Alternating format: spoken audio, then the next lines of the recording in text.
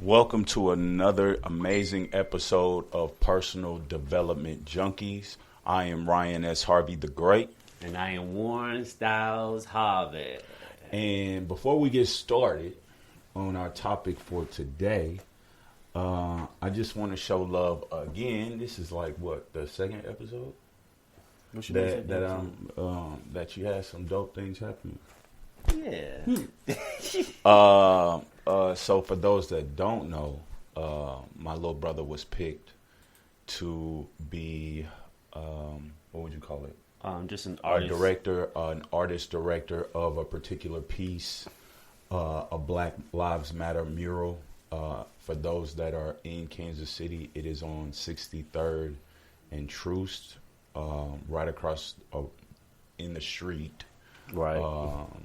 What Popeyes, right the bank, between the Landon and the Popeyes. Landon and Popeyes. Yeah, whatever. It's like right there, Wendy's, Yeah. all that. By McDonald's. Yeah, and so talk about how that experience was for you. Ooh la la. No, it was cool. It was I was intimidated at first, just the thought of it, and I wanted to kind of create. I wanted to visualize it in my head, and see it, and I wasn't able to because I never did a piece to this scale, and with other people's help, creating, actually doing the work that I'm used to doing.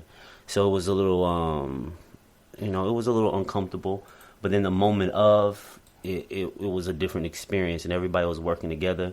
It wasn't just me making things happen; it was a collective.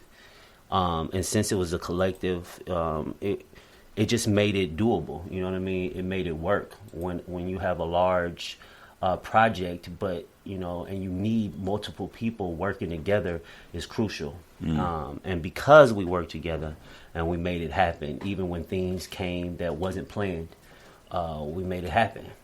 My design was complicated. It was a little complex. I allowed my creativity to get the best of me when I was designing it. But I felt good about it, it just felt right, and we made it happen. How do you feel about the end result? Me being a perfectionist, I have, because I wasn't the only one doing it. Yeah, for sure. But I had everybody doesn't have the same attentiveness as you do. No, right. No. And this is my, the style that I went with my mural is the same style that I have in my just creative endeavors, period. That's my style, that's my language, that's my voice. So, I can express it in a way that is very familiar for me because I've done it numerous of times. But for other people, it might have been their first time expressing something like this. I think that's a dope segue, if you will, into our topic of defining your world and listening to you with an opportunity to do something on a very public scale. You stuck to your world, right? You stuck to your creative strengths, right? Instead of kind of journeying off into something else because you maybe were unsure, right? So I could remember when my mentor, and I've talked about this a great deal, but in this current state that I feel like we both are in, I think it would be very useful to talk about. So my mentor told me one time that if I could create my world, what would it look like? Of course, I started naming, well, I would travel a lot, have a lot of money, eat good food, me and my daughter would never have to worry. I'd be traveling to Cabo, Fiji, all the places that I would love to go. That's where I'd be. All the things that would maybe tickle some part of me that would want to be entertained, I would do it. And so he explained to me how all of that sound like not really a world, but icing, not real substance. And so he was like, well, do you want your world to be happy? Do you want it to be full of love, laughter, peace, honesty? And so, of course, I then built this long list of characteristics, Mm-hmm. right? And he says then, all this whole list, shout out to Lawrence McNair, by the way. He's an amazing dude. That's my mentor. But anyway, he said, this is a really cool list, but how about we break it down into 3 things, Mm-hmm. right? And so I thought about it, and what I want my world to be built on, Mm-hmm. right, is adventure, Mm-hmm. growth, and authenticity, Mm-hmm. right? And so that means the only way that I can secure these things is if I become these things, Mm-hmm. right? The only way to fully attract or be able to stand on a platform of saying I receive these things in abundance, I at first had to be it in the toughest of times, Mm-hmm. right? And so if we think about, I think we talked about it before, but even if we think about Jesus, Mm-hmm. right? And him saying he's defining his world based on love, Mm-hmm. right? And what things did he go through? He was ridiculed, talked about, scorned, hated upon, had friends that left him, Yeah. Crucified, nailed to a cross, like the whole bit, right? Mm-hmm. And still, in the midst of that much happening to him, Mm-hmm. he still chose to live based on his terms, which is love. So even on the cross, he's like, hey, yo, Father, forgive them for they know not what they do. Mm-hmm. You know what I'm saying? There's been so many scenarios of, we can go down a long list of people that have been great, Yeah. that have reached a level of peace within their lives. Mm-hmm. That only happened when they truly decided to define what they will look like. Mm-hmm. And so my question to you is, what would you want your world to look like? I was really about, after you gave your answer, I started to rethink mine, but I'm a stick to my guns, because, you said being authentic, that's very important to me too, but because I think I'm so an expression of myself, I don't think to incorporate that, you know what I mean? Just because I'm just so unapologetic, you know what I mean? Just But you become it. Yeah. So it's an embodiment. The things that I choose are the things that I find it difficult to really manifest myself the way that I want. Really is my world. I want to be full of peace, joy, and freedom, and I feel like those things, they branch off to other things. They affect other parts in your life. You know what I mean? It's love, self-love affects so many different areas of your life. You know what I mean? That sense of freedom within yourself, within your emotions, that totally opens so many different doors. It totally changes everything. You know what I mean? Peace, and I feel like I choose those things because I find myself desiring those things more and more, experiencing life and realizing what is most important. And I've conditioned myself not to really cultivate those type of energies as naturally as I'm supposed to, and so I'm constantly thinking and desiring and speaking those things. So I'm really emotionally connected to that. And I know that that's what I want my experience to be full of, because I've experienced what it feels not to have that. You know what I mean? Or the appearance of, because I've always had that inside. Right. But just the experience of not having that, like, I know how that feels, you know? Yeah. And so it's like, I want the opposite of what I've experienced. Felt, yeah. And so that's me, you know what I mean? That's what I want. And I know that everything else, like, if I love myself, then being my true self won't, like, why wouldn't I want to be my true self? Because I love me. Right. I don't actually want to be no one else but that if I truly love myself. Correct. You know what I mean? And if I have peace, I'm not trying to fight myself a battle. I'm accepting and surrendering. You know what I mean? And being freedom is not allowing myself to put myself in a box, and I'm allowing myself to soar and be free like I'm supposed to be. You know what I mean?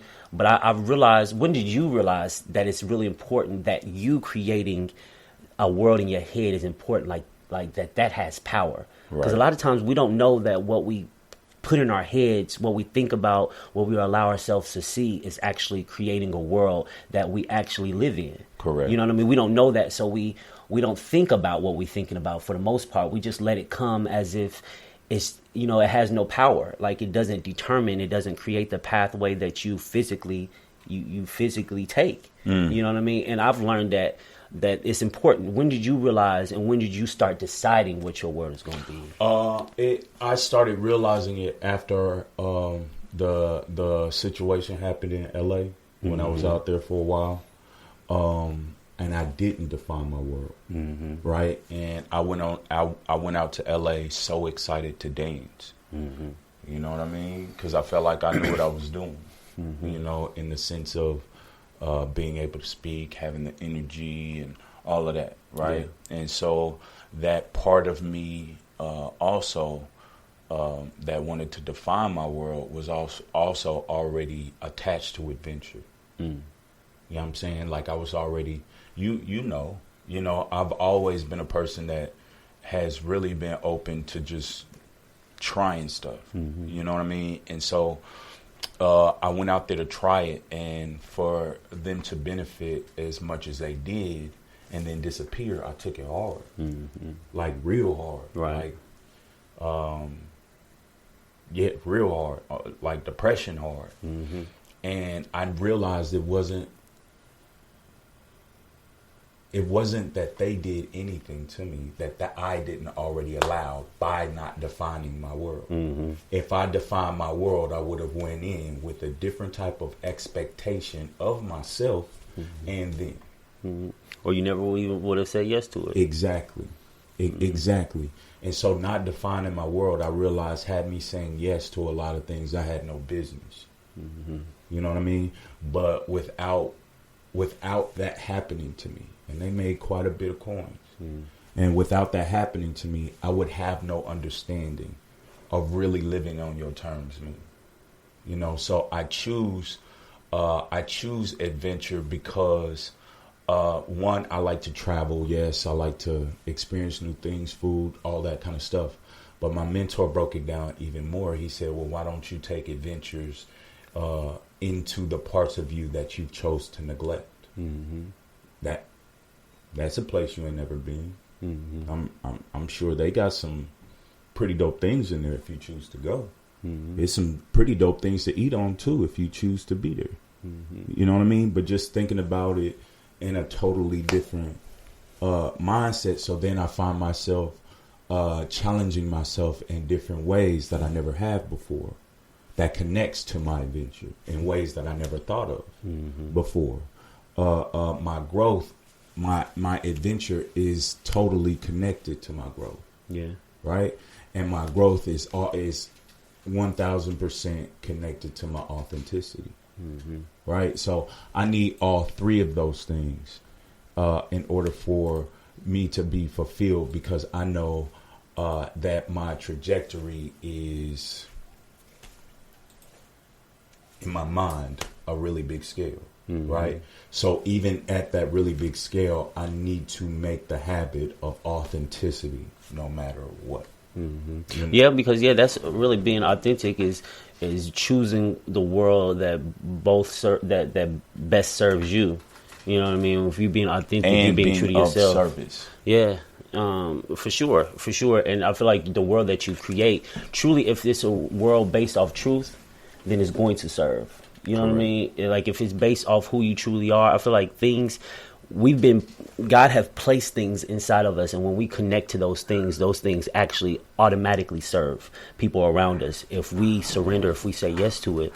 You know, so the more we be authentic and the more we go within, I feel like the more we allow ourselves to kind of connect. But sometimes, that was crazy. But sometimes, authenticity is really, really a difficult thing to do when we don't know ourselves.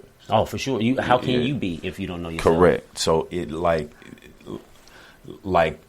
the adventure of that is a necessary thing. So that's one of the reasons why I say authenticity, like for me, is so important, because it's such a wide range of people that I experience all the time, that I don't want to shake that.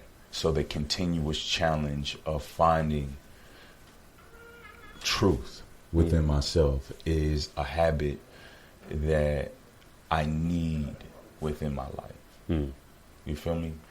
And so, like you said, there's a lot of things that can connect to adventure, right? Because if we choose to think differently, we know we experience differently. If I choose to tackle some things that I once feared within myself, that will bring me to a new age of thinking within myself, because that thing that once was a strict restriction is no longer a barrier.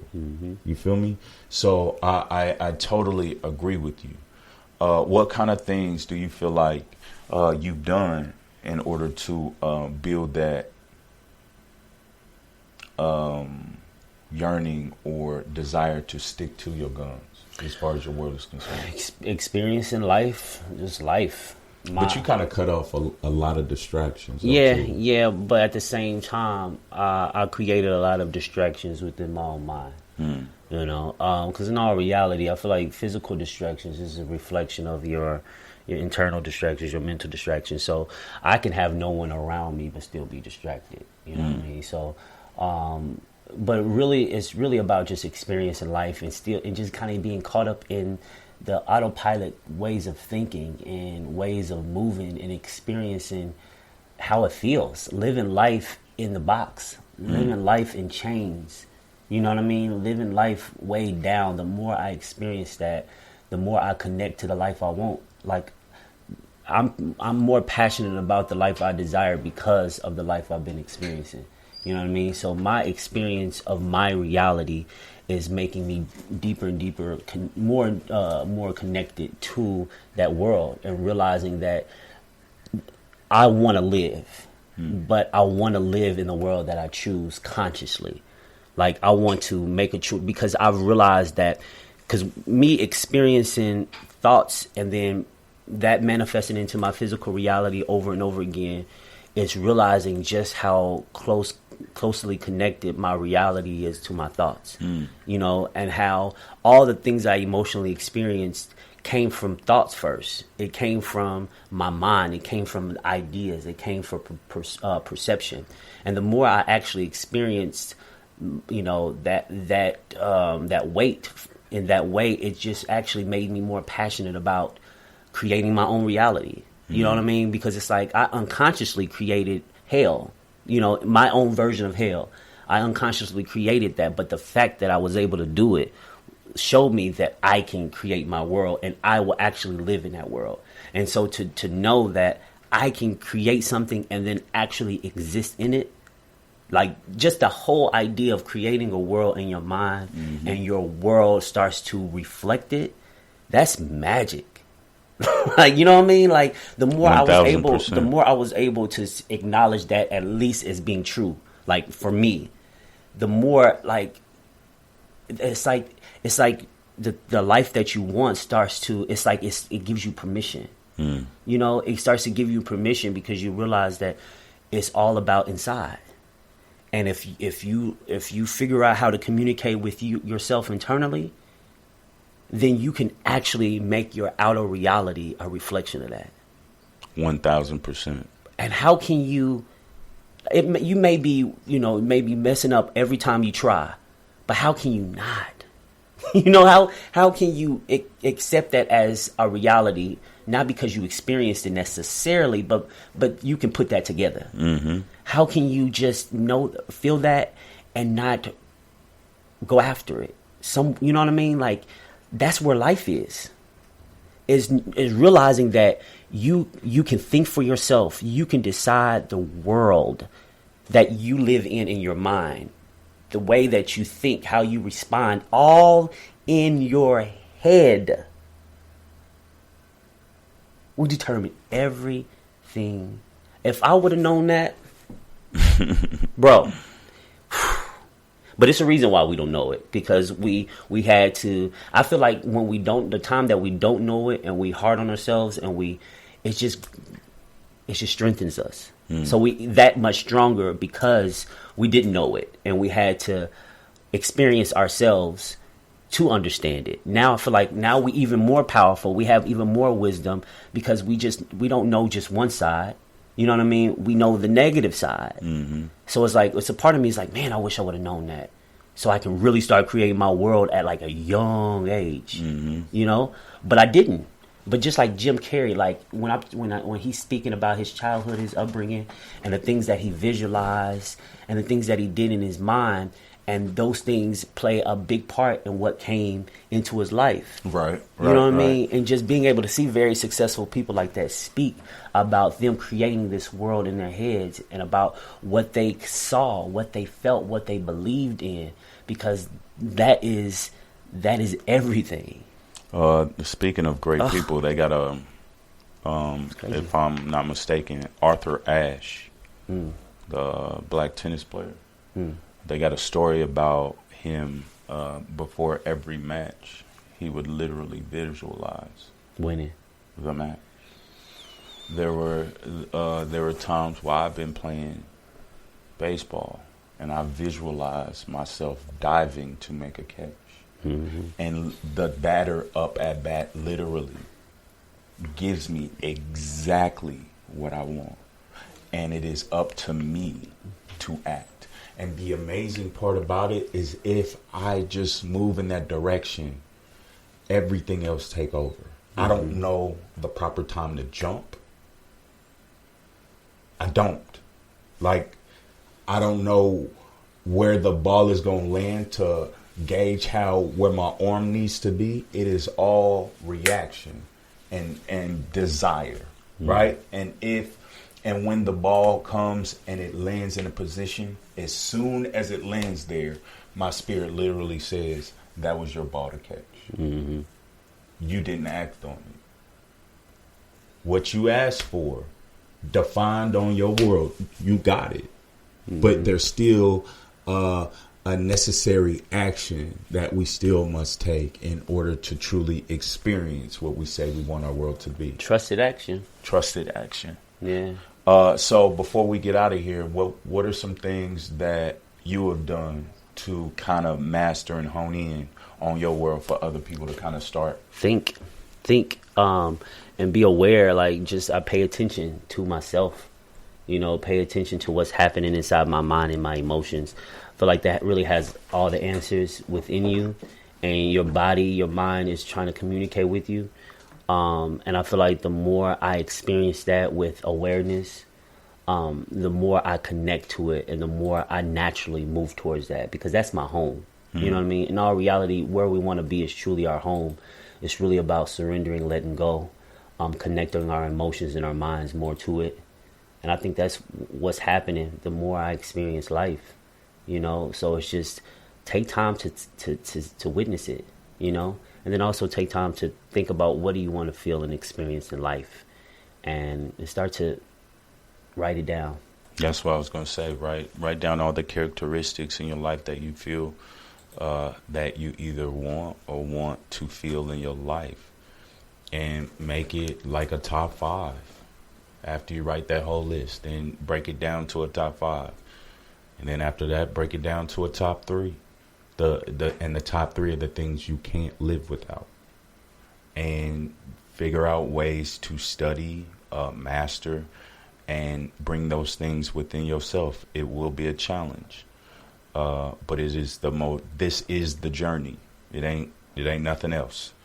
But if you decide what you want out of life, if you become those things, you will receive those things in abundance. So, bro, you got anything else? Yeah. The way you become those things is allowing yourself to think about them and see them. Like, don't overcomplicate it. Allow yourself to speak those things that you desire. Allow yourself to visualize and see as much as you can of that which you desire. And allow yourself to emotionally feel as much of that as you can. And you practice that. That's how you become that. Well, you got to act in it too. Well, the action comes. The action comes as you become. You know what I mean? I feel like the more you connect, the more you connect to the inspiration. The more, and I feel like if that inspiration come, you move because it feel. Especially if that inspiration is guided. If you are guiding yourself, your true self, if you're being guided from within, you're gonna feel that. You're gonna feel it. Even if you don't move, you're gonna know you should have moved. And even that experience of knowing you should have moved is going to get you prepared more so for the next time you need to. You know what I mean? But the thing is that to me, I believe that action comes when you do the inner work. And sometimes I discourage myself because I expect that the action to come sooner than it does. And I discourage and I resist that which I want to see instead of celebrate that which I want to see and feel that which I want to see and believe that the actions will come, the inspiration will come. It's really all it is trust that even the action will come when it's time. But you need to just believe that it's possible and feel it, see it. Boom shakalaka. He had it on his heart today. That ends another episode.